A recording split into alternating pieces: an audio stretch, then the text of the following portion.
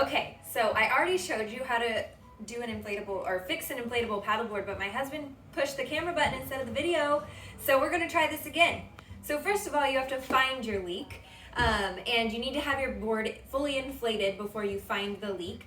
And then you're just gonna use soapy water, like I have in my dog's water bowl here, and you're gonna put it over where you think the leak is, if it's not already obvious, and you're gonna hear and see where the water's coming from. So once you have the leak detected, mark it with a Sharpie and then deflate your board completely. You wanna make sure the area is nice and clean before you start your repair. And then I like to use Aquaseal. This is like magic for inflatable equipment, and it's always what I use to repair. So make sure that you leave it in the freezer. If you do get some of this, once you use it for the first time, store it in the freezer, and then always store it in the freezer going forward so that it lasts the longest. I'm just gonna get a little applicator, so I'm using this mini paintbrush, but you can also use like a popsicle stick is what I normally use. You're gonna squeeze some of this Aquaseal out of the tube onto your applicator, and you're just gonna paint it right onto the area that your leak is.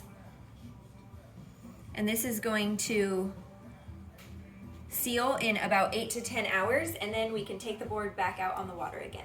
Make sure you do check your work afterwards by re-inflating the board and using some soapy water again to make sure that you're not seeing it leak anymore.